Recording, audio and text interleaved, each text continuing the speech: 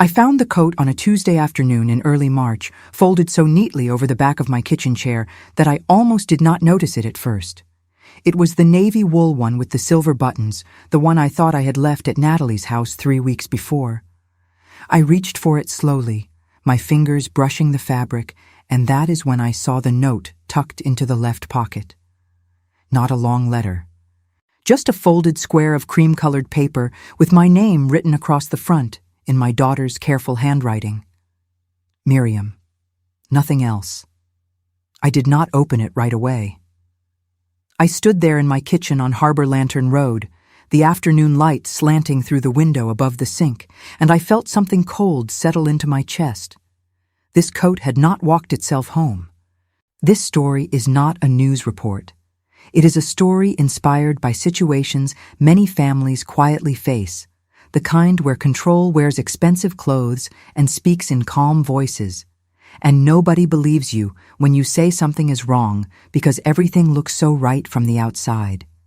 I am telling this because sometimes a story helps us recognize what a warning sign looks like before we are forced to learn it the hard way. My name is Miriam Callahan. I am 76 years old, and I have lived in Portsmouth, New Hampshire for most of my life. My house sits 3 blocks from the harbor, close enough that on quiet nights I can hear the buoy bells ringing out past the breakwater.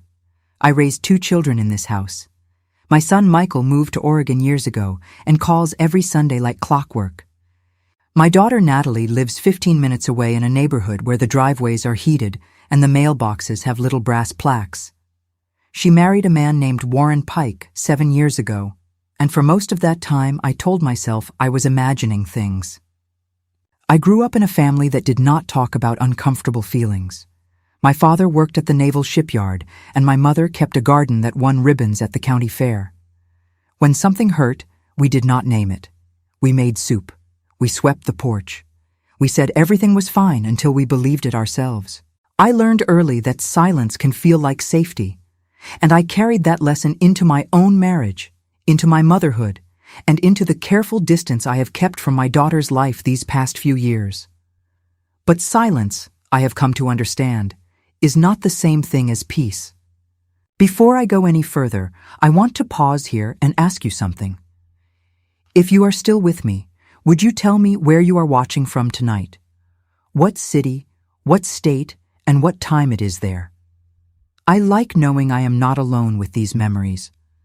If this story is touching something in you, a worry you have carried quietly, or a question you have been afraid to ask, leave a like so I know to keep telling it. Subscribe if you want to sit with me again tomorrow, because there is a story here every day. Now let me take you back to the beginning, to the Sunday 3 weeks before I found that coat. Natalie had invited me for lunch. It was one of those early February afternoons when the sky is white and the cold bites through your coat no matter how many layers you wear. I drove over to her house on Prescott Hill Drive, a winding street lined with colonials and carefully trimmed hedges. Her house is beautiful. White clapboard siding, black shutters, a front door painted the kind of deep green that belongs in a magazine. The driveway was clear, the walkway salted, the porch swept. I remember thinking how perfect it all looked, how still. Warren answered the door. He always does. He is 41, tall and lean, with graying hair he keeps neat and wire-rimmed glasses that make him look thoughtful. He smiled when he saw me, the kind of smile that crinkles the corners of his eyes, and he took my coat before I could even set my purse down. He hung it in the front closet, smoothing the shoulders, straightening the collar. "Miriam," he said warmly, Come in. Natalie is just finishing up in the kitchen. Can I get you something to drink? Tea, coffee, water with lemon?" "Just water is fine, thank you." He disappeared into the kitchen, and I stood in the entryway, looking around. The house always smells faintly of lavender and something else I can never quite name. Expensive candles, maybe. The floors are hardwood, polished to a shine. There are photographs on the wall, framed in matching black wood. Natalie and Warren at a charity gala. Natalie and Warren on a sailboat. Natalie and Warren at a vineyard, her head tilted toward his shoulder, his hand resting lightly on her back. Natalie came out of the kitchen carrying a tray. She was wearing a cream-colored sweater and dark jeans, her hair pulled back in a low ponytail. She looked beautiful, the way she always does, but there was something about her face that made me pause. She was smiling, but the smile did not reach her eyes. It stopped somewhere just below her cheekbones, like a painting that had been left unfinished. "Hi, Mom," she said softly. "Hi, sweetheart." Warren reappeared with a glass of water on a small silver tray, complete with a cloth napkin folded underneath. He set it down on the coffee table in front of me and sat beside Natalie on the sofa. Not close exactly, just near enough that his knee almost touched hers.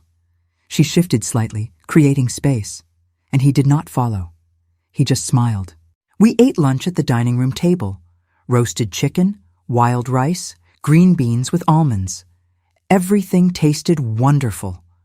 Warren asked me about my week, about my book club, about whether I had heard from Michael. He listened carefully to every answer, nodding, making small comments that showed he was paying attention. He was charming. That is the word people always use when they talk about Warren Pike. Charming, thoughtful, a real gentleman. But I kept noticing small things. The way Natalie cut her chicken into tiny pieces and then barely ate any of it. The way she glanced at Warren before answering my questions, like she was checking whether her answer was acceptable. The way she laughed too quickly at something he said, a bright brittle sound that did not match the joke. After lunch, Warren excused himself to take a phone call in his office upstairs. Natalie and I cleared the table together, carrying dishes into the kitchen in silence. I set a stack of plates on the counter and turned to her. "Natalie, are you feeling all right?" She looked at me, and for just a second, I saw something flicker across her face. Fear, maybe, or exhaustion. But then she smiled again, that same unfinished smile, and nodded. "I am fine, Mom. Just tired. Work has been busy."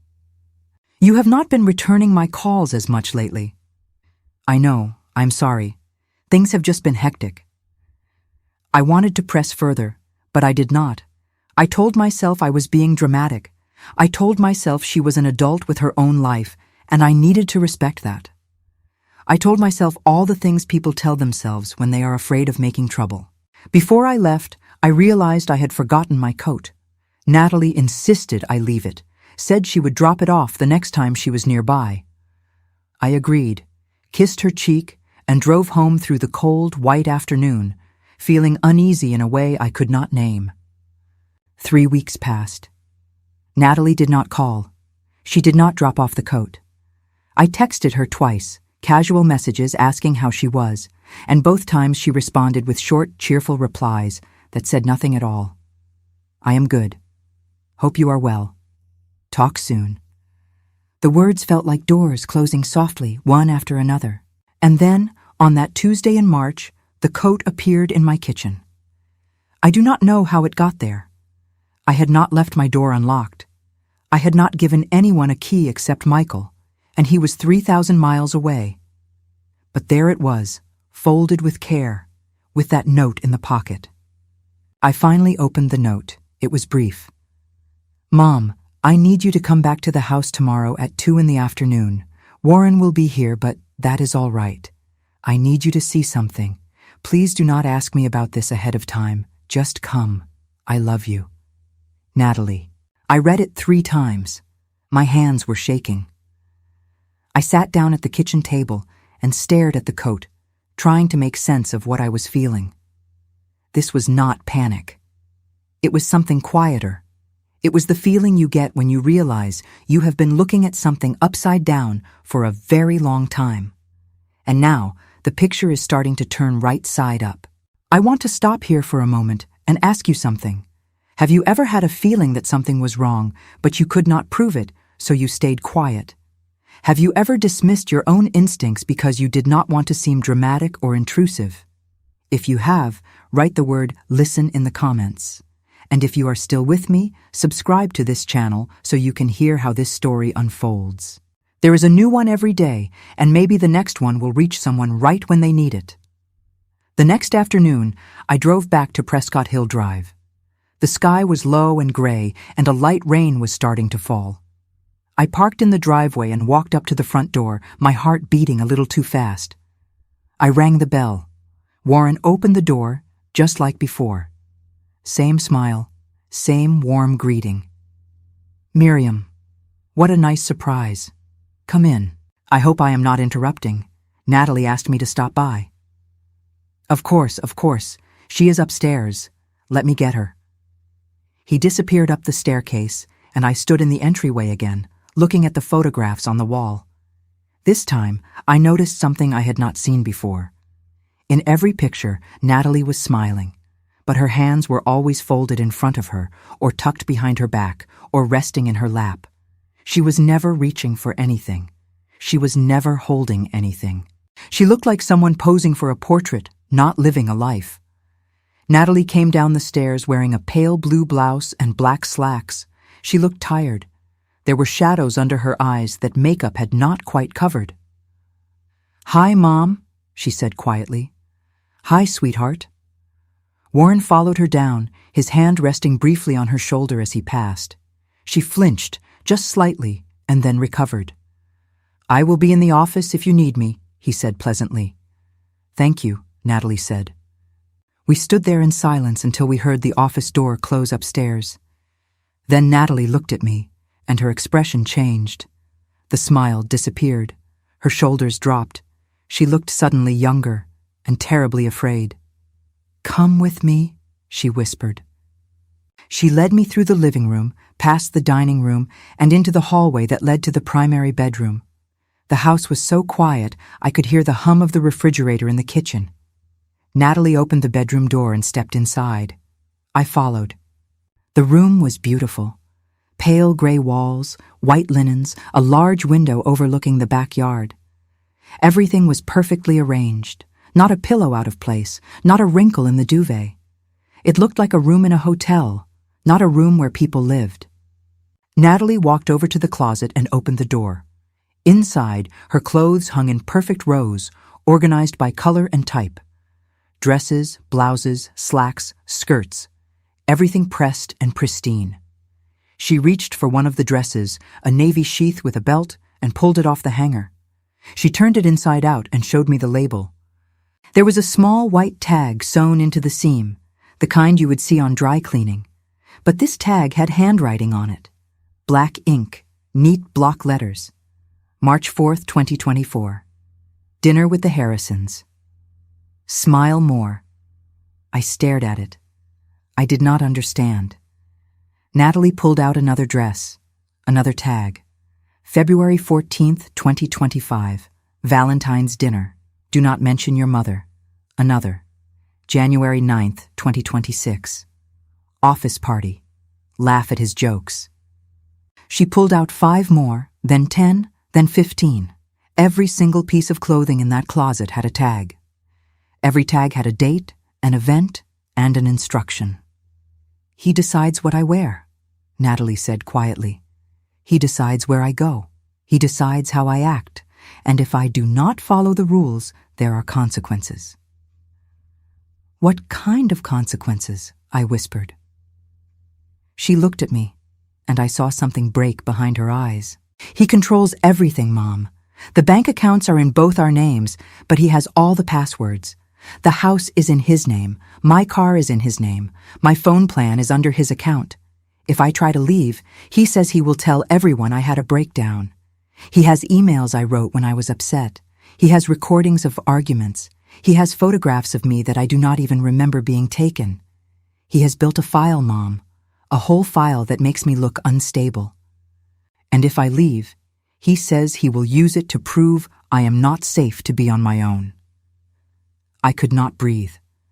I stood there in that perfect bedroom, holding a dress with a tag that said, "Do not mention your mother," and I finally understood why my daughter had stopped calling. "Why did you bring me here today?" I asked. "Because I need you to see it," she said. "I need someone to know that I am not crazy. I need someone to know that if something happens to me, it was not my choice." She walked over to the dresser and opened the top drawer. Inside, beneath a stack of folded scarves, was a small brown envelope. She handed it to me. "This is a list," she said. Names, dates, places where Warren lied. Times he told people I was sick when I was not. Times he canceled plans I made without telling me. Times he moved money without my knowledge. I have been writing it down for 2 years. If you take this with you, and if something happens, you will know where to start. I took the envelope. My hands were shaking so badly I almost dropped it. Natalie, we need to call someone, a lawyer, the police, someone. Not yet, she said. If I move too fast, he will know, and if he knows, he will act first. I need time, Mom. I need to be careful. But I needed you to see this. I needed you to understand. I heard footsteps in the hallway. Natalie's face went pale. She took the dress from my hands, hung it back in the closet, and closed the door. She smoothed her blouse, took a breath, and turned toward the bedroom door just as Warren appeared. "Everything all right in here?" he asked, smiling. "Yes," Natalie said. "I was just showing Mom the new curtains." "They look lovely," I said, my voice barely steady. Warren looked at me, then at Natalie, then back at me. His smile did not change, but something in his eyes did, something cold and assessing. "Miriam, can I walk you out?" he said. It was not a question. I followed him to the front door. He opened it, held my coat for me, and helped me into it like a gentleman. As I stepped onto the porch, he leaned in slightly, his voice still warm, still kind. "Natalie has been under a lot of stress lately," he said. "I appreciate you checking in on her, but I do want to make sure she is not worrying you unnecessarily. Sometimes she gets a little overwhelmed, you know, a little emotional." I looked at him. I saw the man everyone else saw, thoughtful, concerned, protective, and I saw what my daughter saw, a man who could make her disappear into her own life and call it love. "I understand," I said. I walked to my car, got inside, and did not look back. I drove home slowly, the envelope in my purse, my heart pounding. When I got home, I sat at my kitchen table and opened it. Inside was a single sheet of paper. At the top, written in Natalie's handwriting, was a sentence that made my blood run cold. "If I disappear from my own life, he will say it was my choice." I did not sleep that night. I sat at my kitchen table with a cup of tea that went cold in my hands, staring at the list Natalie had given me. It was not dramatic. It was not a confession. It was something far more chilling. It was a timeline. March 6th, 2024. Warren told the Harrisons I had the flu. I was not sick. I had told him I wanted to meet them for coffee to discuss a job opening at their firm. He canceled without asking me. April 19th, 2024. I scheduled a dentist appointment. Warren called and rescheduled it without telling me. When I asked why, he said I had seemed too anxious and he did not want me to go alone. June 2nd, 2024. I mentioned wanting to visit you for the weekend. He scheduled a dinner party at our house that same weekend and invited 12 people. When I said I had other plans, he told them I was joking. July 23rd, 2024. I asked to see my account balance. He said I did not need to worry about money. When I pressed, he said I was acting paranoid and maybe I should talk to someone. It went on, page after page. Small things, reasonable things, if you heard them one at a time. But together, they formed a pattern. A cage built one bar at a time, so slowly that nobody noticed until it was finished. I have lived long enough to know that control does not always announce itself with shouting or violence. Sometimes it arrives quietly, wearing a smile, holding your coat, asking if you are sure you really want to do that. Sometimes it sounds like concern. Sometimes it looks like protection. And sometimes, by the time you realize what has happened, you are so tangled in explanations and second-guessing and shame that you do not know how to ask for help without sounding ungrateful. I want to pause here and tell you something I wish I had understood sooner. When someone isolates another person, they do not do it all at once. They do it carefully. They do it with reasons that sound almost kind. They do it in ways that make the victim feel like they are the problem, And they do it in front of people who trust them, so that when the victim finally speaks, nobody believes her. If you have ever felt this, if you have ever watched someone you love become quieter, smaller, more careful, write the word notice in the comments. And if you have not subscribed yet, I would be so grateful if you did. There is a new story every day, and maybe tomorrow's will be the one someone needs to hear. Now let me tell you about the family I built and how I almost let silence become my daughter's grave. I grew up in a small house on Islington Street, just a few blocks from the Old South Church. My father, Edward Hartley, worked at the Portsmouth Naval Shipyard for 37 years. He was a quiet man, the kind who believed that hard work and keeping your head down would carry you through anything. My mother, Catherine, grew up during the Depression, and she carried that careful frugality into everything she did. We did not waste food. We did not waste words. We did not make scenes. When I was 14, I came home from school crying because a boy I liked had called me stupid in front of the whole class. I told my mother what happened, expecting comfort. Instead, she handed me a dish towel and told me to set the table. "Crying does not fix anything," she said, "and making a fuss only makes it worse." I learned that lesson well. I learned to smooth things over. I learned to apologize even when I was not wrong. I learned that keeping the peace was more important than naming the problem. And I carried that lesson into my marriage. I married Thomas Callahan when I was 22.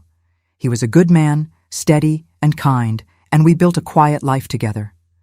We had 2 children, Michael, who was born in 1974, and Natalie, who came 3 years later.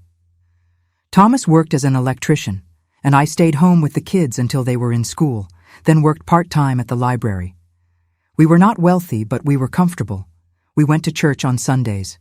We had neighbors over for coffee. We took the kids to the beach in the summer and sledding in the winter. But there were things I did not talk about. Small things. The way Thomas sometimes made decisions without asking me. The way he would say I was being too sensitive if I raised a concern. The way he hated when I spent time with my sister because he said she put ideas in my head. I told myself those things did not matter. I told myself every marriage had rough edges. I told myself I was lucky to have a man who worked hard and did not drink and came home every night. Thomas died 9 years ago, suddenly, of a heart attack. He was 68. I miss him. But I also look back now and see things I could not see then. I see how small I made myself to keep things smooth. I see how often I swallowed my own voice to avoid conflict. And I see how that same habit almost cost me my daughter. Michael lives in Portland, Oregon now. He works in software development and married a woman named Angela who teaches middle school science. They have 2 kids and they are happy. Michael calls me every Sunday evening at 6 o'clock and we talk about ordinary things, the weather, the grandkids, what I am reading, what he is building in his garage.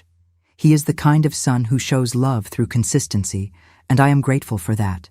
But Natalie has always been different. She was the child who felt everything deeply. She cried at movies. She brought home stray cats.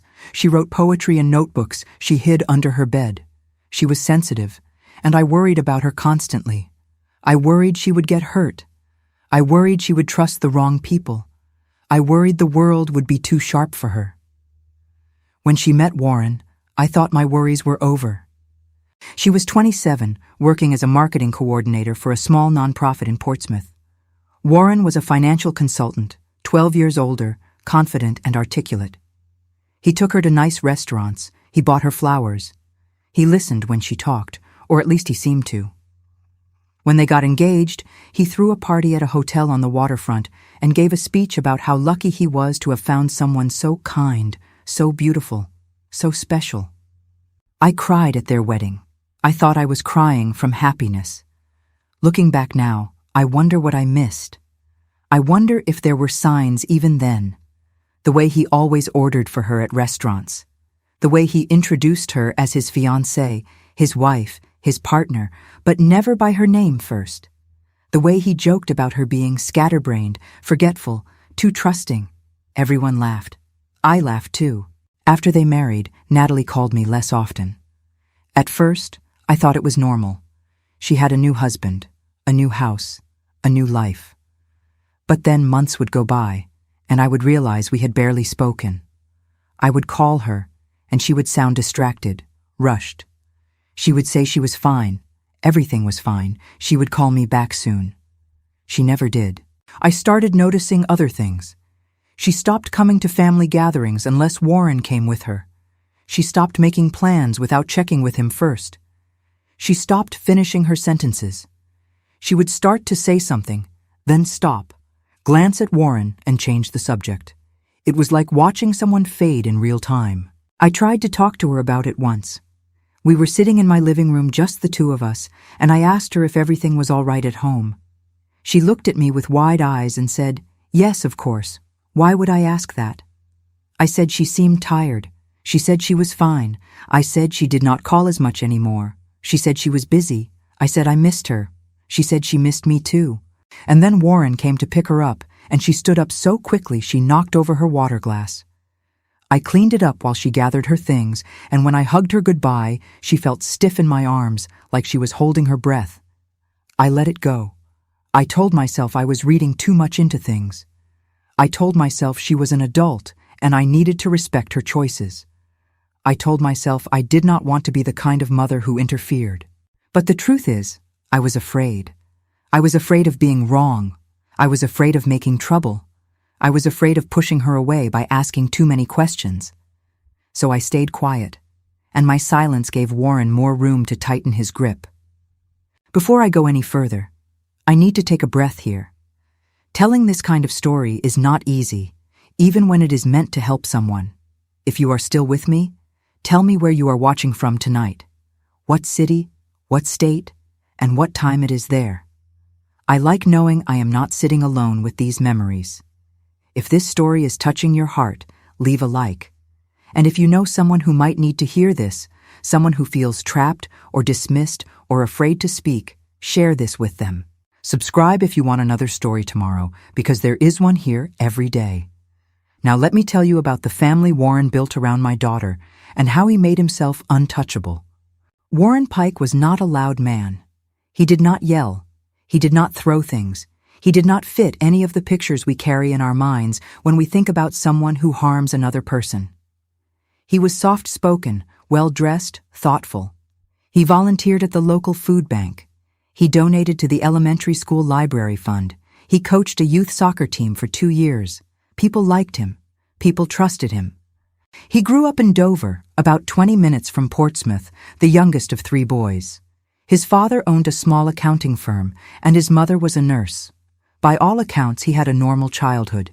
He went to the University of New Hampshire, got a degree in finance, and started his career at a consulting firm in Boston before moving back to the Seacoast area. He met Natalie at a fundraiser for clean water initiatives, and he pursued her patiently, carefully, the way you would pursue something valuable. Natalie told me once, early in their relationship, that Warren made her feel safe. She said he was the first man who ever really listened to her. She said he made her feel like she mattered. I believed her. I think she believed it too. But I have learned that people who want control often start by making you feel seen.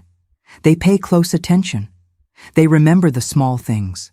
They notice when you are sad, when you are tired, when you are uncertain. And then, slowly, they start offering solutions. They start taking over. They start making decisions for you, and they frame it as care. Warren was good at this. He was so good that even now, knowing what I know, I can see how it worked. Natalie mentioned once that she was bad with money. Warren offered to handle their finances. Natalie said she got anxious making big decisions. Warren said he would take care of it. Natalie said she did not like confrontation. Warren said he would handle difficult conversations. At first, it looked like partnership. But partnership requires 2 people with equal power. And Warren was not interested in equality. He was interested in control. I did not see it, because I was not looking for it. I saw a successful man who loved my daughter. I saw someone who provided for her, who took her to nice places, who kept her comfortable. I saw the surface. I did not see the foundation he was building underneath, the one made of dependency and fear and carefully constructed helplessness. The family dynamics were complicated.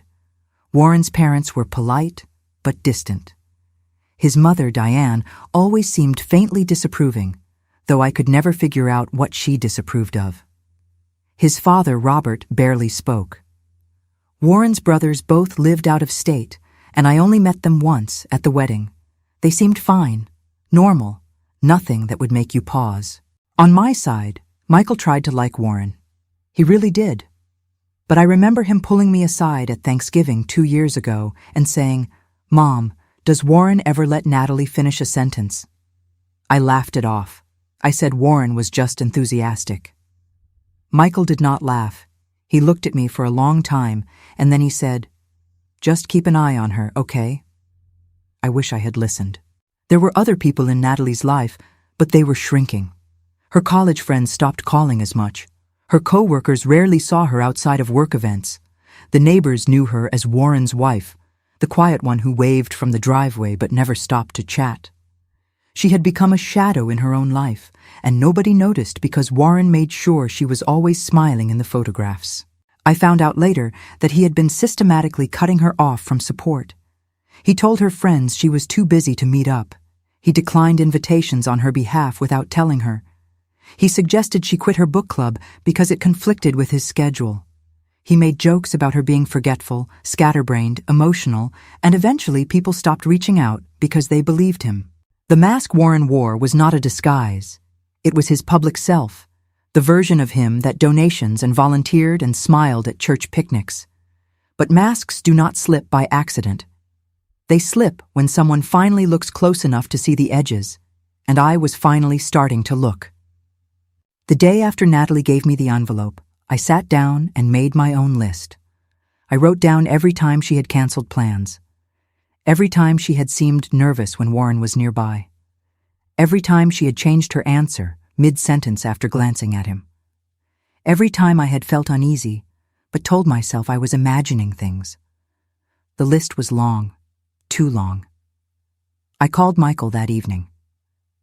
"I think something is wrong with Natalie," I said. There was a pause. Then he said, "I know."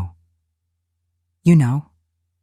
"I have thought so for a while, but every time I bring it up, she says she is fine. And Warren is always right there, smiling, making everything seem normal." "What are we supposed to do, Mom? Accuse him of something we cannot prove?" That was the problem. Warren had not broken any laws I could point to. He had not hit her. He had not locked her in a room. What he had done was harder to name. He had made himself indispensable. He had made her afraid of her own instincts. He had convinced her that leaving would be harder than staying. And he had done it so carefully that if she tried to explain it to someone, she would sound paranoid. I realized then that saving Natalie was not going to be about one heroic moment. It was going to be about patience, documentation, belief, and dismantling, piece by piece, the system Warren had built around her. But first, I needed to understand exactly what I was dealing with. I called Natalie 2 days later and asked if I could take her to lunch, just the two of us. She hesitated. "I will have to check with Warren," she said. "Why?" Another pause. Then quietly, "He likes to know where I am." "Natalie, you are 34 years old." "I know, Mom." I heard something in her voice then. Not defiance, not anger, just exhaustion. "Please," I said, "just lunch, 1 hour." She agreed.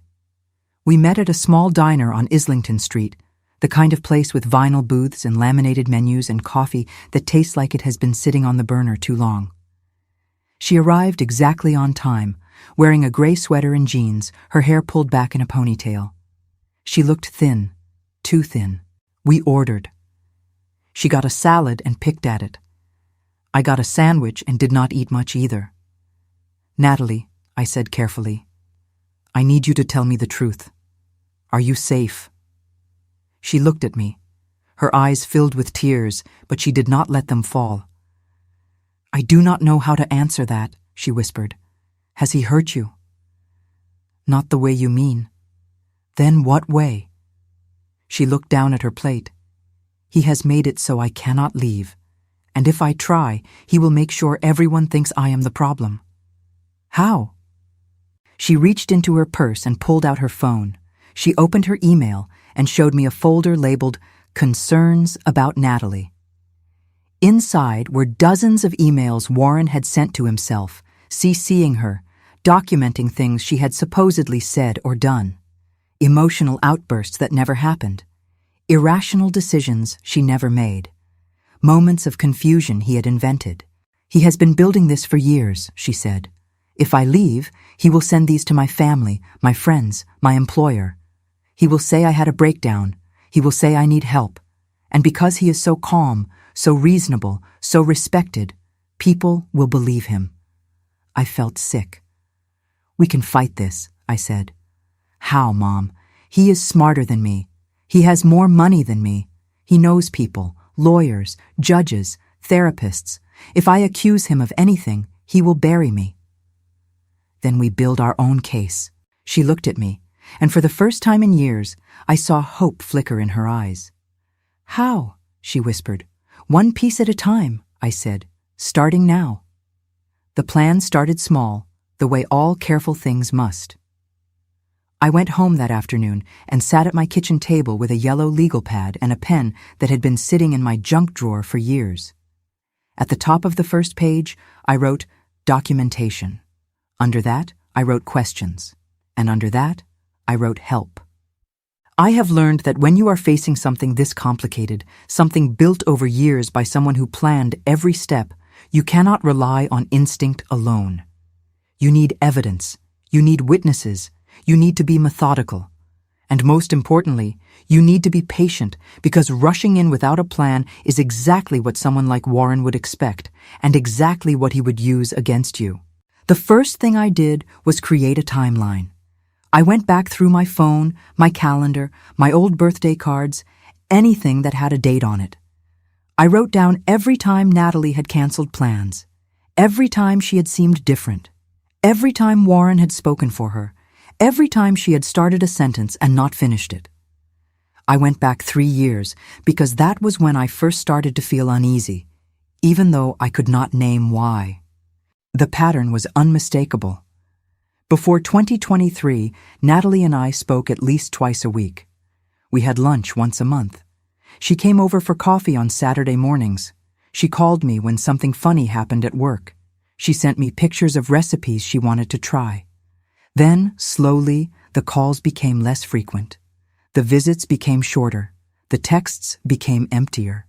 And Warren's presence became constant. I also started paying attention to the things I had dismissed as coincidence. The time Natalie said she wanted to take a pottery class, and then 2 weeks later told me she had decided it was not a good fit for her schedule. The time she mentioned wanting to visit Michael in Oregon, and then suddenly had a work conflict she could not get out of. The time she said she was thinking about going back to school for a graduate degree, and then never mentioned it again. Every single one of those moments had Warren's fingerprints on it. I just had not been looking. Before I go any further, I want to stop and ask you something. If you have ever had a gut feeling that something was wrong, but you ignored it because you did not have proof, you are not alone.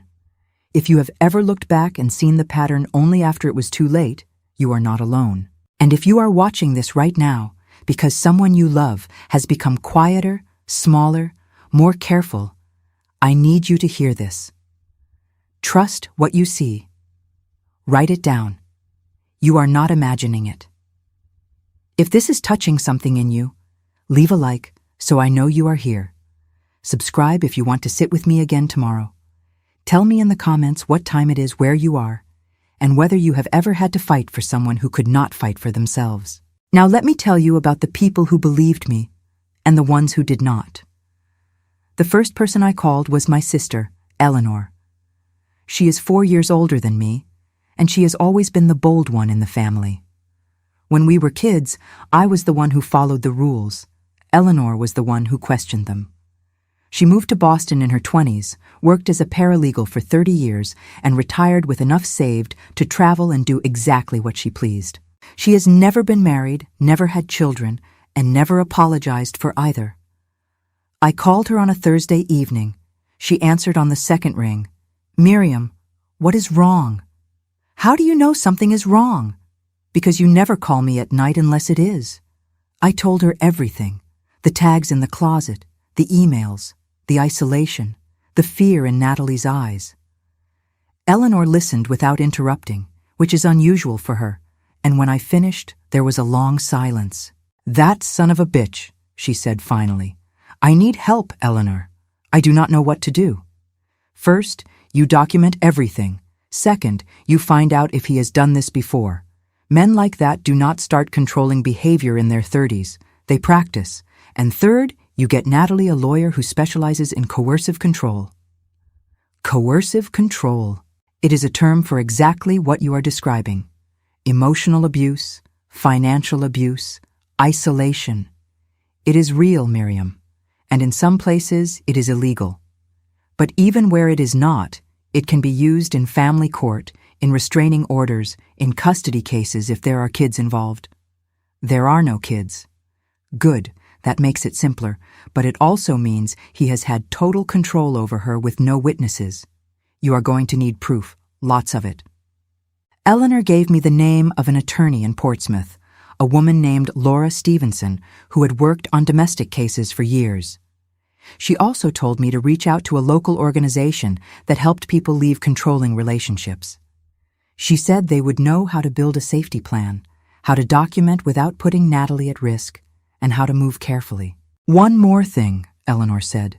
"Do not underestimate him. If he has been this careful for this long, he is not going to let go easily. And he is going to make Natalie look unstable if she tries to leave. You need to be ready for that." I thanked her and hung up. Then I sat in the dark for a long time, thinking about what she had said. Do not underestimate him. I had already made that mistake. I was not going to make it again. The next morning, I called the organization Eleanor had mentioned. It was called Safe Harbor, and it operated out of a small office near the downtown library. The woman who answered the phone had a kind voice. I told her I was calling on behalf of my daughter, and I explained the situation as carefully as I could. "What you are describing is coercive control," she said, using the same term Eleanor had. "It is one of the most insidious forms of abuse because it does not leave visible marks. But it is real, and it is serious, and we can help." She asked me questions. Was Natalie in immediate physical danger? Did she have access to money? Did she have a safe place to go? Did Warren have weapons in the house? Did Natalie have children? Did she have a support system outside of Warren's influence? I answered as best I could. No immediate physical danger that I knew of.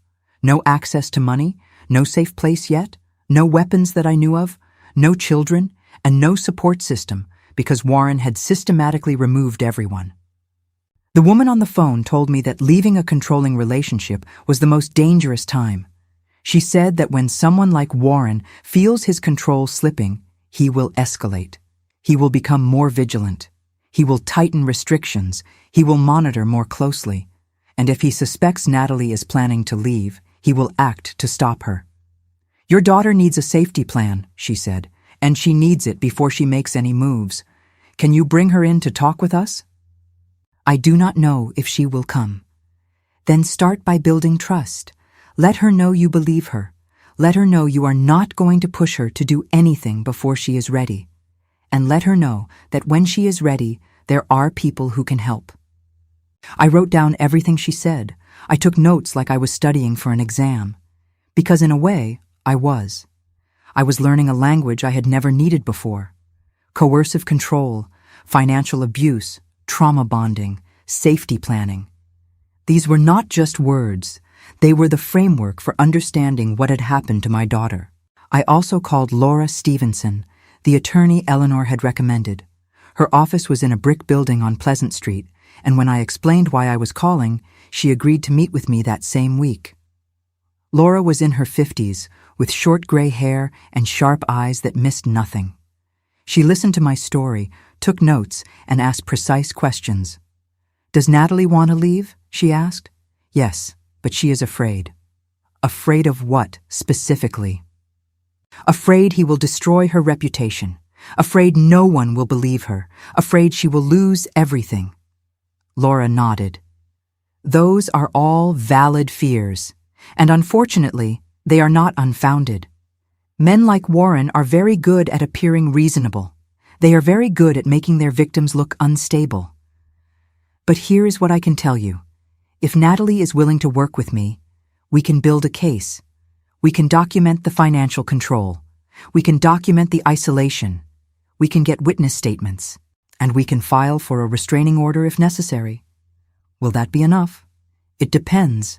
New Hampshire law does not specifically recognize coercive control the way some other states do, but we can use it as context. We can show a pattern. And we can make it very difficult for Warren to maintain the narrative that Natalie is the problem. She gave me a folder with information, articles about coercive control, resources for victims, a checklist for building evidence. She also gave me her card and told me to have Natalie call when she was ready. I left her office feeling something I had not felt in weeks. Not hope, exactly, but possibility. I met Natalie for coffee 3 days later. This time, we met at a place farther from her house, a small cafe in Kittery, where Warren would not think to look. She arrived looking nervous, glancing over her shoulder as she walked in. "He does not know I am here," she said quietly. "I told him I was getting groceries." We sat in a corner booth. I ordered tea. She ordered nothing. "I talked to some people," I said, "a lawyer, an organization that helps people in situations like yours. And I need you to know something, Natalie. You are not crazy. What is happening to you has a name. It is called coercive control, and it is real." She looked at me, and her eyes filled with tears. "I thought I was the only one," she whispered. "I thought I was losing my mind. You are not, and you are not alone. But if you want to leave, we need to be smart, we need to plan, and we need to move carefully." She nodded. "I am scared, Mom." "I know, but I am not going anywhere, and neither is Eleanor or Laura Stevenson or the people at Safe Harbor. We are going to help you, but I need you to help me too. I need you to start writing things down, dates, conversations, anything he says or does that makes you feel controlled or afraid. Can you do that?" He checks my phone.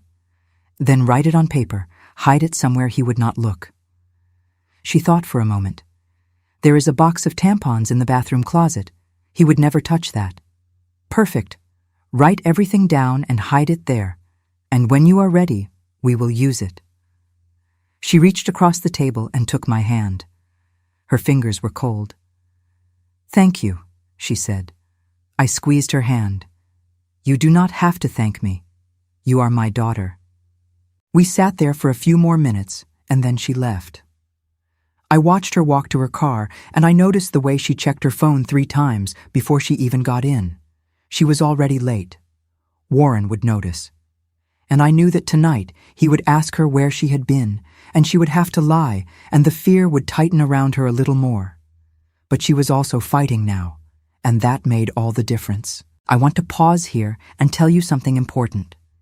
If you know someone who is in a controlling relationship, the worst thing you can do is push them to leave before they are ready.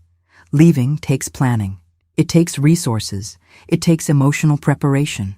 And if you push too hard, you might push them further into isolation, because they will feel like even you do not understand.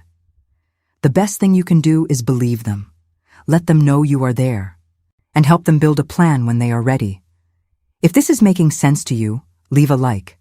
If you have ever had to be patient with someone you desperately wanted to save, write the word steady in the comments. Subscribe if you want to hear how this story unfolds, because there is more, and it gets harder before it gets better. Now let me tell you about the moment everything started to unravel. It was mid-April when things began to shift. Natalie had been documenting for 3 weeks. She had filled 12 pages with notes, written in small, careful handwriting and hidden in that box of tampons. She had recorded dates, times, things Warren said, things he did, times he moved money, times he canceled her plans, times he told other people she was sick or busy or overwhelmed when she was not. She had also started seeing a therapist. Not one Warren knew about, not one he had chosen. A woman named Dr. Kepner, who worked out of an office in Dover and specialized in trauma. Natalie paid for the sessions in cash, money she had been saving in small amounts from the grocery budget, $5 here, $10 there, hidden in an envelope at the back of a drawer Warren never opened. Dr. Kepner was the one who helped Natalie understand that what she was experiencing was not normal, that it was not her fault, that she was not weak or broken or difficult. She was being controlled, and control, Dr. Kepner explained, works by convincing you that you are the problem. Natalie also started reaching out to old friends, carefully, a text here, a coffee date there. She reconnected with a woman named Beth, someone she had known since college, someone Warren had slowly edged out of her life by making plans on the same days they were supposed to meet. Beth was shocked when Natalie told her what had been happening. She said she had wondered why Natalie had become so distant, but Warren had always been so charming, so concerned, so quick to explain that Natalie was just stressed or busy or going through something. "I believed him," Beth said. "I am so sorry. I should have reached out more." "It is not your fault," Natalie said. "He is very good at what he does." Beth became an ally. She started documenting too. Times Warren had lied to her. Times he had made excuses for Natalie. Times he had subtly discouraged Beth from calling. It was not much, but it was something. It was proof that the isolation had been deliberate. But then Warren started noticing. It was small things at first. He asked Natalie why she seemed happier. He asked her if she had been talking to anyone. He checked her phone more frequently. He started coming home early from work, unannounced, to see what she was doing. He began asking detailed questions about where she had been, what she had bought, who she had seen. One evening in late April, he found the cash envelope. Natalie called me that night, her voice shaking. "He knows," she whispered. "Knows what?" "He found the money. He asked me where it came from. I told him I had been saving it for a surprise for his birthday. He did not believe me. He counted it. $243. He asked me why I needed to hide money from him. I said I did not. I said I just wanted it to be a surprise." He smiled, but it was not a real smile. It was the smile he uses when he is deciding what to do next. What did he say? He said he appreciated the thought, but from now on, he would handle all the finances. He said it was too stressful for me. He said he did not want me to worry about money. And then he took the envelope and put it in his office safe. "Natalie, we need to move faster." "I know, but I am scared, Mom. He is watching me now. I can feel it." "Then we need to get you out before he tightens the net any further." She was quiet for a long moment. Then she said, "Okay. Okay. Let's do it. Let's get me out." We scheduled a meeting with Laura Stevenson for the following Monday. Natalie told Warren she had a dentist appointment. He offered to come with her. She said it was just a cleaning, nothing serious, she would be fine. He insisted. She said the appointment was at 10 in the morning, and she knew he had a client meeting at 9:30. He hesitated, then agreed, but he told her to text him when she was done. Natalie met me at Laura's office at 10:15. She brought the 12 pages of notes. She brought screenshots of emails. She brought a list of every account Warren controlled. She brought a folder with their mortgage documents, their car titles, their joint credit card statements. She brought everything she could carry without him noticing. Laura read through it all. Then she looked at Natalie and said, "This is good. This is very good. We can work with this." "What happens next?" Natalie asked. "Next, we file for legal separation. We request a temporary restraining order based on the pattern of control and psychological abuse. We freeze the joint accounts so he cannot empty them. We get you a safe place to stay, and we prepare for him to fight back." "He will fight back," Natalie said quietly. "I know, but we will be ready." Natalie signed the papers that day. Laura filed them that afternoon. The hearing was scheduled for 2 weeks later. In the meantime, Natalie would stay with me. But first, she had to go back to the house one more time. She had to pack, and she had to do it without Warren knowing. We planned it carefully. Warren had a dinner meeting the following Wednesday evening with a client from Boston. He would be gone from 6 until at least 9. That gave Natalie 3 hours. She would go to the house, pack what she needed, and leave. She would not take everything. Just enough. Clothes, documents, photographs, her laptop, her jewelry, the things that mattered. I would go with her. Eleanor would wait in the car outside. And if Warren came home early, Eleanor would call, and we would leave immediately. That Wednesday felt like the longest day of my life. I could barely eat. I could barely sit still.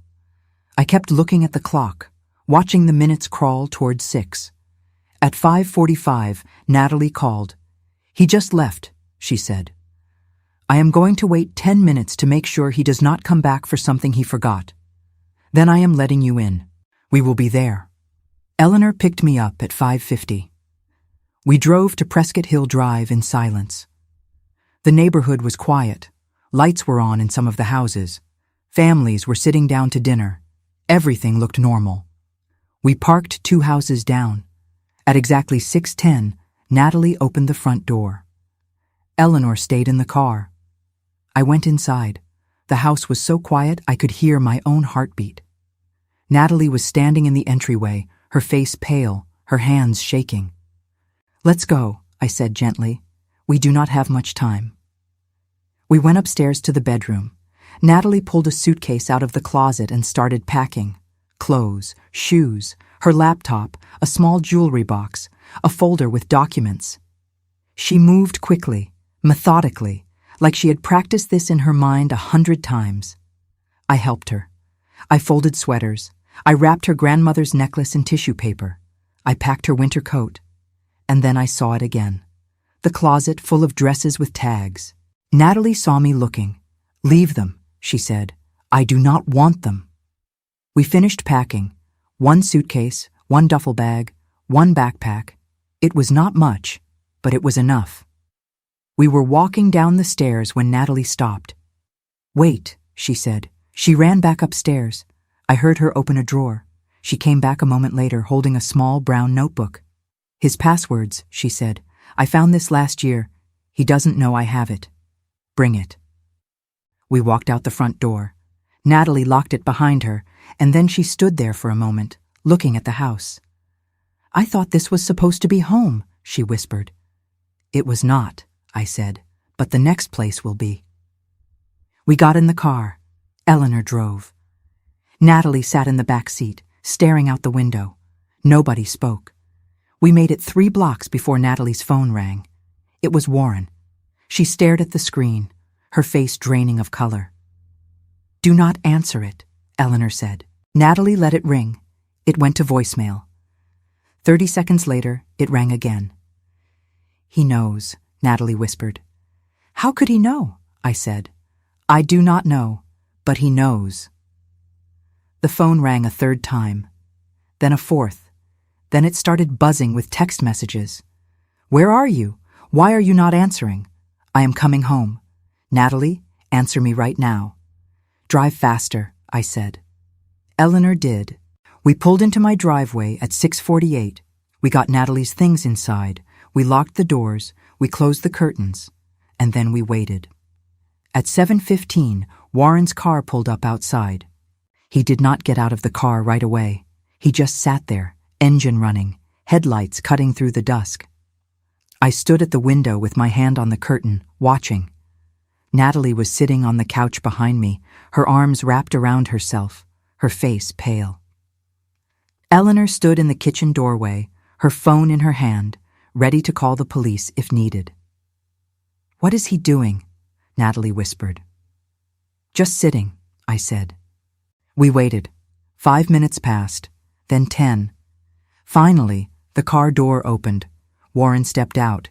He was wearing a dark suit, the one he wore to client meetings. He looked calm, composed. He walked up the driveway slowly, his hands in his pockets, like he was just stopping by for a friendly visit. He knocked on the door. 3 soft, polite knocks. I did not move. He knocked again. Then he called out, his voice smooth and reasonable. "Miriam, I know you are in there. I just want to talk. I looked at Eleanor. She shook her head. Do not open it, she mouthed. Warren knocked a third time. Miriam, please, I am worried about Natalie. She left the house without telling me where she was going. I just want to make sure she is all right. I walked to the door but did not open it. I spoke through the wood. She is fine, Warren. Can I talk to her? No. There was a pause. Then his voice again, still calm, still kind. Miriam, I do not know what Natalie has told you, but I think there has been a misunderstanding. She has been under a lot of stress lately. I am concerned about her mental health. I think she may need help. There it was, the script he had been preparing, the narrative he would use. She is unstable. She is confused. She needs help. I took a breath and spoke clearly. Warren, Natalie is an adult. She has decided to stay here for a while. That is her choice. I understand, but I am her husband. I have a right to know she is safe. She is safe. Can I just see her? Just for a minute? No. Another pause. Longer this time. When he spoke again, his voice had changed. Not louder, just colder. Miriam, I do not think you understand what you are doing. Natalie is not well. She has been acting irrationally. I have documentation of concerning behavior. If you are encouraging her to make rash decisions, you could be putting her at risk. The only risk to Natalie is you. Silence. Then quietly, almost too quietly to hear, he said, You are making a mistake. He walked back to his car. He sat there for another few minutes, and then he drove away. Natalie was shaking. I sat down beside her and put my arm around her shoulders. He is going to come back, she whispered. Maybe, but we are ready. Eleanor came over and sat on the other side of Natalie. That man is a piece of work, but he is also predictable. He is going to try to control the narrative. He is going to tell people you are having a breakdown. He is going to play the concerned husband, but we have documentation. We have witnesses, and we have Laura Stevenson. Natalie nodded, but she did not look convinced. What if no one believes me, she said. Someone will, I said, because you are telling the truth. That night, Natalie slept in the guest room, the same room she had slept in as a child. I gave her clean sheets and an extra blanket. I made her chamomile tea. I sat with her until she finally closed her eyes. But I did not sleep. I sat in the living room with all the lights off, watching the street. Warren did not come back that night, but I knew he would try again. Men like Warren do not let go easily. They do not accept loss. They rewrite the story until they are the victim. And he had already started. The next morning, I woke to 3 missed calls. One from Warren, one from a number I did not recognize, and one from Natalie's brother-in-law, a man named Greg, who was married to Warren's older brother. I called Greg back first. Miriam, he said, his voice uncertain. I am sorry to bother you. Warren called me last night. He said Natalie left him and he is really worried about her. He said she has been acting strange lately and he thinks she might be having some kind of episode. Is she okay? She is fine, Greg. She is safe. He said you might say that. He said you might not realize how serious this is. I felt my jaw tighten. Greg, I need you to listen to me very carefully. Natalie is not having an episode. She left because Warren has been controlling every aspect of her life for years. She is safe. She is thinking clearly, and she has legal representation. There was a long pause. Legal representation. Yes, she has filed for separation. Warren did not mention that. I am sure he did not. Another pause. Then, more quietly, Miriam. I have known Warren a long time. He is a good guy. I mean, I know he can be a little intense sometimes, but he loves Natalie. Are you sure this is not just a misunderstanding? And there it was, the benefit of the doubt, the assumption that Warren, the calm, reasonable, successful man, could not possibly be the problem. the assumption that Natalie, the quiet, emotional wife, must be confused. "I am sure," I said, "and I hope you will support her, Greg. But if you cannot, I need you to stay out of it." I hung up before he could respond. The second call was from a woman who introduced herself as Dr. Melinda Cross, a psychologist Warren had apparently contacted on Natalie's behalf. She said Warren had reached out expressing concerns about his wife's mental health and asking if she could see Natalie for an evaluation. "I have not agreed to take her on as a patient," Dr. Cross said carefully. "But I wanted to reach out to let you know that her husband is very concerned. He mentioned that she left suddenly and may not be thinking clearly." "Dr. Cross," I said, keeping my voice steady, "Natalie already has a therapist, and she is not interested in seeing anyone her husband has chosen for her." "I understand. I just wanted to make sure she has support." "She does." I hung up and sat there staring at the phone. Warren was moving fast. He was calling family. He was calling professionals. He was building his case. And he was doing it with the same calm efficiency he used for everything else. But we were building a case too. Before I tell you what happened next, I want to stop and talk to you. If you are watching this and you have ever tried to help someone leave a controlling relationship, you know how exhausting it is. You know how many people will doubt you. You know how many times you will question yourself. But I need you to hear this. Do not stop. Do not give up. Document everything. Believe the person who is asking for help.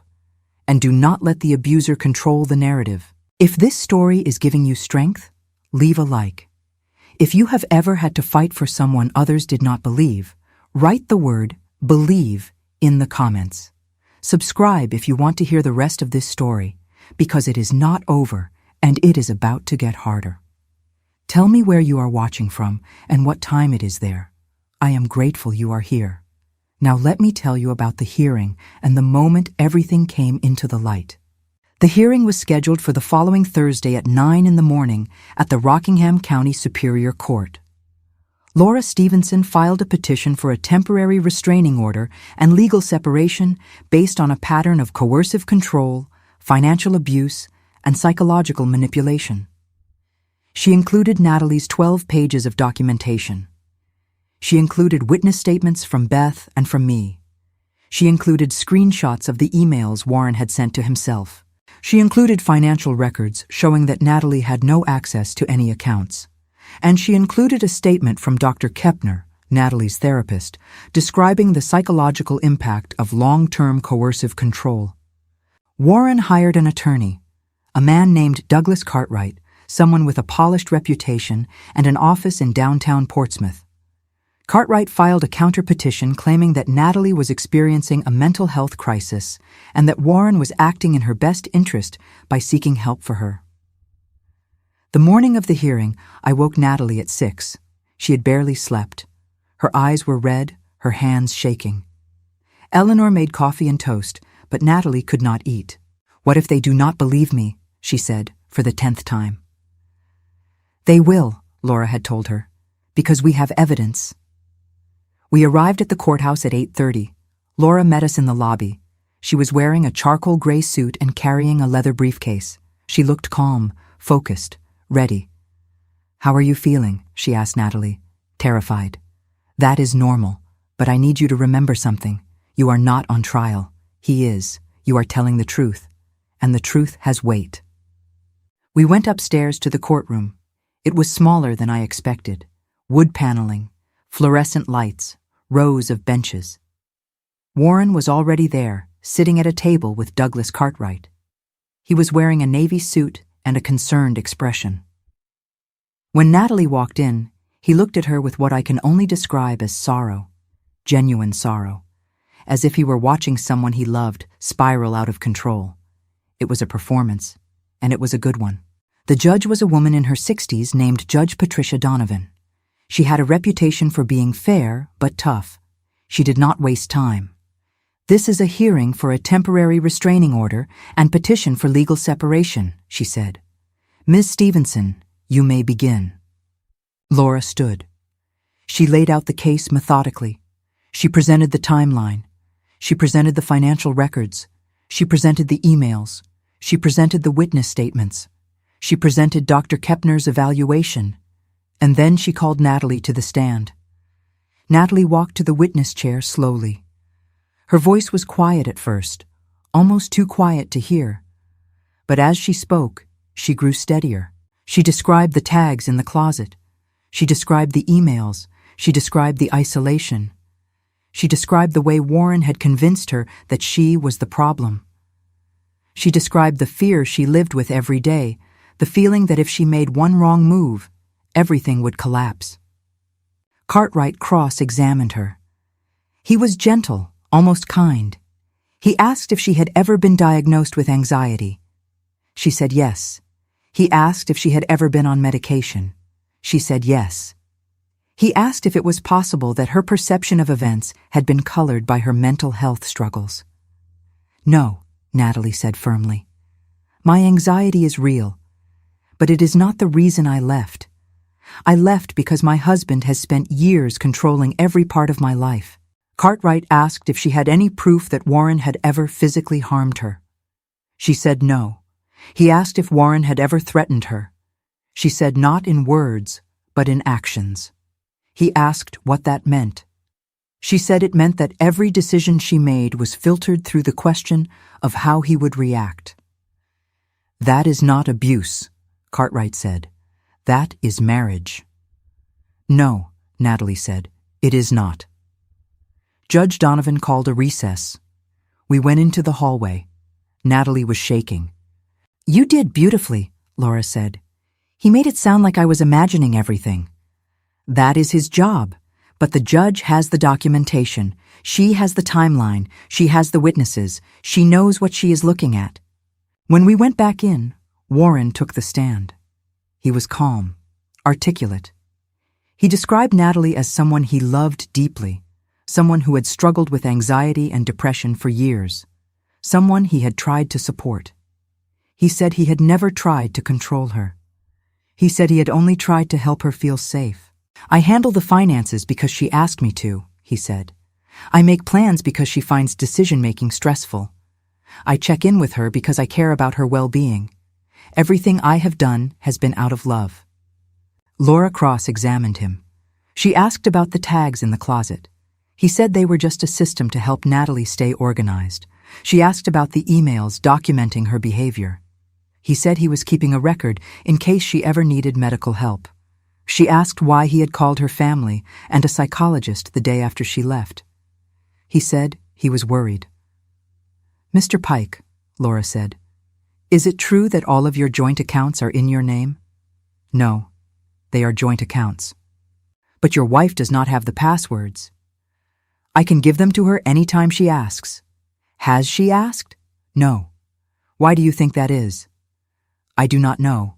You would have to ask her. Laura turned to the judge. Your Honor, I would like to submit Exhibit F. This is a notebook containing passwords to multiple accounts, all written in the defendant's handwriting. This notebook was hidden in a locked drawer in Mr. Pike's office. Ms. Callahan found it 1 year ago and made a copy. Warren's face did not change, but I saw something flicker in his eyes. Surprise, and then calculation. Judge Donovan reviewed the notebook. She reviewed the emails. She reviewed the financial records. And then she looked at Warren. Mr. Pike, she said, I have been on this bench for 23 years. I have seen a lot of things. And I have seen men like you before. Men who do not raise their voices. Men who do not leave marks. Men who build cages so slowly that no one notices until it is too late. This court finds sufficient evidence of a pattern of coercive control to grant a temporary restraining order. You are to have no contact with Ms. Callahan. You are not to go within 500 feet of her residence. Joint accounts will be frozen pending further financial review. A hearing for permanent separation will be scheduled within 60 days. Warren stood. Your Honor, with all due respect, I think there has been a misunderstanding. There is no misunderstanding, Mr. Pike. You are dismissed. We walked out of that courtroom into the bright spring sunshine. Natalie was crying. But this time, they were not tears of fear. They were tears of relief. Eleanor hugged her. Laura shook her hand. And I stood there, watching my daughter breathe freely for the first time in years. But I knew it was not over. Warren would appeal. He would fight. He would try to reclaim control in whatever way he could. And I was right. The weeks that followed the hearing were some of the strangest of my life. There was relief, yes, but there was also exhaustion, the kind that settles into your bones and does not leave just because the immediate danger has passed. Natalie stayed with me in the guest room, and slowly, very slowly, she began to return to herself. Not the self she had been before Warren, because that person was gone, but a new self, stronger, more cautious, more aware. The first week, she barely spoke. She slept late. She sat on the porch, wrapped in a blanket, staring out at the harbor. She cried at unexpected moments. Once, I found her standing in the kitchen holding a coffee mug, just holding it, tears running down her face. When I asked what was wrong, she said she had forgotten that she was allowed to drink coffee whenever she wanted. Warren had always made the coffee in the morning, at exactly 7:15, and if she wanted a second cup, she had to ask. I did not even realize I was doing it, she whispered. Asking permission for everything, it became so normal that I stopped noticing. That is what control does. It rewrites normal. It makes prison feel like routine. Eleanor came over almost every day. She brought groceries, she brought books. She brought a fierceness that Natalie needed, a reminder that anger was not only allowed, but necessary. One afternoon, Eleanor sat on the couch beside Natalie and said, "You do not have to forgive him. You do not have to understand him. You do not have to make peace with what he did. You just have to survive him. And you are." Natalie nodded. "I keep waiting for him to show up." "He will not," Eleanor said. "He is too smart for that. He knows the restraining order means he loses if he violates it, so he will find other ways." She was right. Warren did not come to my house. He did not call. He did not text. But he found other ways to make his presence known. He hired a private investigator who followed Natalie twice before Laura filed a complaint and got a cease and desist order. He told mutual friends that Natalie had left him without explanation, that he was heartbroken, that he just wanted to understand what had gone wrong. Some of those friends believed him. Some of them reached out to Natalie with messages that sounded supportive, but carried an undertone of suspicion. "Are you sure you are thinking clearly? Have you considered counseling?" Warren seemed so devastated. Natalie stopped responding to most of them. It hurt. I know it did. But she was learning something important. Not everyone will believe you, and that is not your fault. One person who did believe her was a woman named Claire, someone Natalie had worked with years ago at the nonprofit. Claire had lost touch with Natalie around the same time Warren entered her life, and when she heard what had happened, she reached out immediately. "I always thought something was off," Claire said when she came over for coffee one Saturday morning. "I remember inviting you to my wedding, and Warren said you could not make it because you had a family obligation. But then I saw your mom at the grocery store a week later, and she did not know anything about a family obligation. I thought maybe I had misunderstood, but I did not, did I?" "No," Natalie said quietly. "You did not." Claire became one of Natalie's anchors, someone who did not need the whole story explained, someone who just believed. Dr. Kepner continued to see Natalie twice a week. She helped Natalie process what had happened, helped her see that the shame she felt was not hers to carry, helped her understand that healing was not linear. Some days, Natalie felt strong. Other days, she felt like she had made a terrible mistake, like maybe Warren had been right and she really was too fragile to manage her own life. Dr. Kepner reminded her that those thoughts were not truth. They were echoes of his voice, and they would fade with time. Laura Stevenson worked on the financial separation. It was complicated.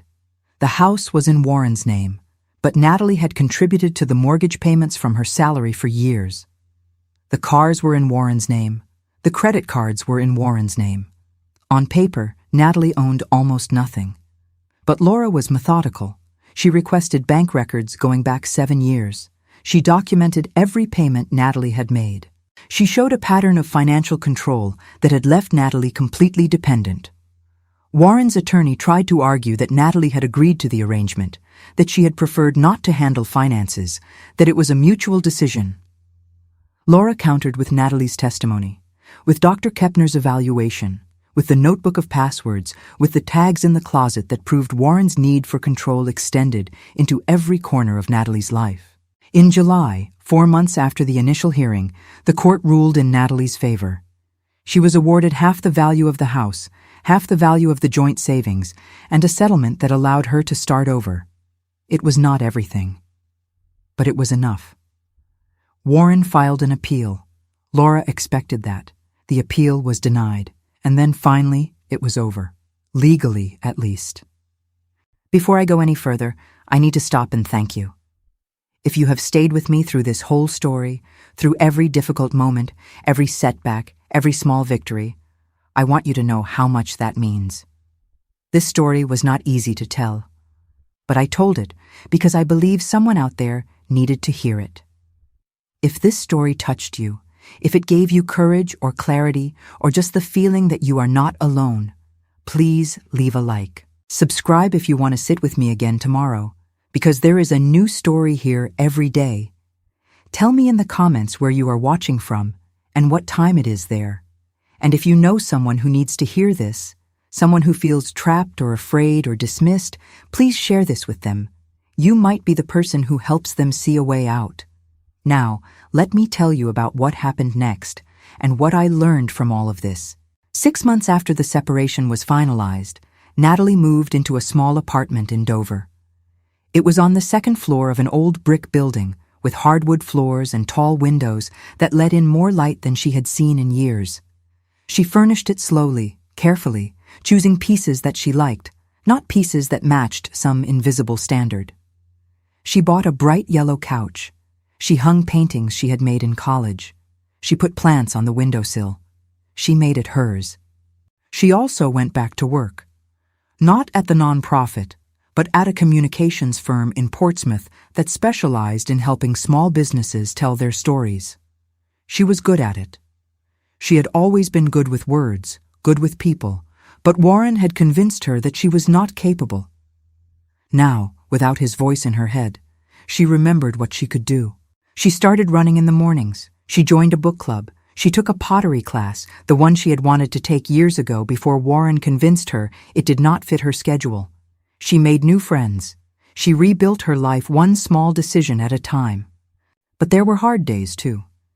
Days when she woke up afraid. Days when she heard a voice that sounded like Warren's in a coffee shop and her heart started racing.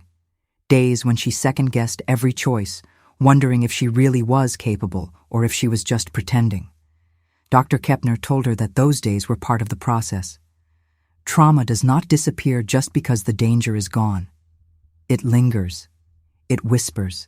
And healing means learning to quiet those whispers without letting them control you. 1 year after she left, Natalie called me on a Tuesday evening. It was late March, almost exactly a year since the day she had given me that envelope. "Mom," she said, "I need to tell you something." My heart jumped. "What is it?" "I am okay. I mean, really okay. I woke up this morning and I realized I did not think about him at all yesterday. Not once. That is the first time that has happened since I left." I felt tears sting my eyes. "Oh, sweetheart. I know it sounds small, but it does not feel small. It is not small. It is everything." We talked for an hour that night. She told me about her work, about a project she was excited about a man she had gone on a date with, someone kind and quiet who worked as a librarian. She said it was too soon to know if it would become anything, but it felt good to be able to make that choice herself. "I do not know if I will ever stop being angry at Warren," she said, "but I am starting to be grateful for what I learned. I learned that I am stronger than I thought. I learned who my real friends are. I learned that leaving is possible, even when it feels impossible. And I learned that I do not have to carry someone else's version of me anymore." That conversation stays with me, because it taught me something too. I learned that love sometimes means fighting for someone when they cannot fight for themselves. I learned that believing someone is more powerful than fixing them. I learned that patience is not the same as passivity. And I learned that silence, the kind I was taught to value as a girl, is not always safety. Sometimes silence is surrender. And sometimes the most loving thing you can do is refuse to be quiet. I also learned that men like Warren are not monsters. They do not look like villains. They look like good men. They look like concerned husbands. They look like pillars of the community. And that is exactly what makes them so dangerous. Because when someone does not fit the picture we carry in our minds of what harm looks like, we dismiss the harm. We explain it away. We tell the victim they must be confused, and in doing so, we become part of the system that keeps them trapped. If you are watching this and you have ever felt controlled, isolated, or afraid in your own home, I need you to hear this. It is not your fault. You are not imagining it, and you are not too damaged or too difficult or too dramatic. You are being harmed, and you deserve help. Start by telling one person you trust. Write things down. Keep a record. And when you are ready, reach out to an organization that understands what coercive control looks like. There are people who will believe you. I promise. If you are watching this and you love someone who seems to be disappearing into their own life, pay attention. Notice the small changes. Notice when they stop calling. Notice when they stop making plans. Notice when they defer every decision to their partner. Notice when they apologize too much. Notice when they seem afraid. And do not let anyone convince you that you are overreacting. Trust what you see, and let that person know that when they are ready, you will be there. If you are watching this and you work with families, with older adults, with people in crisis, please understand that control does not always look like violence. It looks like concern. It looks like management. It looks like someone taking care of everything because their partner is too fragile to handle it. Ask gentle questions. Listen carefully. And believe people when they tell you something is wrong, even if the person accused seems perfectly reasonable. Warren never apologized. I do not think he ever will. In his mind, he was the victim. He lost his wife. He lost his reputation. He lost control. And to him, that was the greatest injustice of all. But he did lose. And Natalie won. Not because she destroyed him, but because she reclaimed herself. The last time I saw Warren was at the grocery store about 18 months after the separation was finalized. I was in the produce section, picking out apples, and I looked up, and he was standing 3 aisles over. He saw me. I saw him. For a moment, we just stood there. Then he turned and walked away. He did not speak. He did not approach. He just left. And I realized something in that moment. He had no power anymore. Not over Natalie, not over me. He was just a man in a grocery store. Ordinary, small, harmless, as long as you knew what to look for. I want to tell you one more thing before I finish this story. The coat, the navy wool coat with the silver buttons, the one Natalie left at my house all those years ago, the one that started everything. I still have it. It hangs in my front closet, and every time I see it, I remember what it taught me. That sometimes the smallest gestures carry the biggest messages. That sometimes a daughter does not ask for help with words. She asks with a forgotten coat, a note in a pocket, a glance across a room.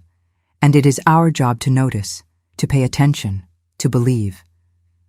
Natalie does not need that coat anymore. She has her own now, a red one, bright and warm, the kind that makes her visible, the kind that says, I am here, I exist, I matter. And every time I see her wearing it, I think about how far she has come, how much courage it took, how much strength. I think about the woman she was when Warren first arrived in her life. Young, hopeful, a little too trusting. I think about the woman she became under his control. Quiet, careful, afraid. And I think about the woman she is now, whole, free, hers. That is what healing looks like. Not perfection, not forgetting. Just the slow, steady work of becoming yourself again. If you stayed with me until the end, I want you to know you gave this old woman the gift of being heard.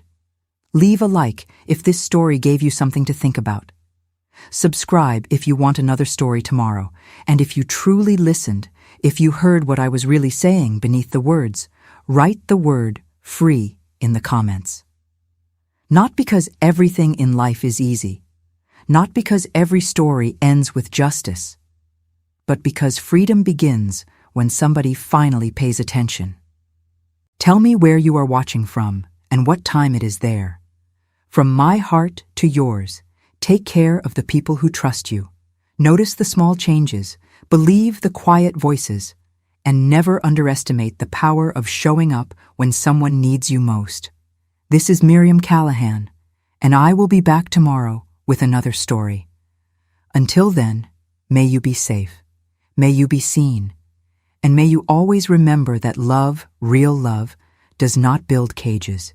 It opens doors.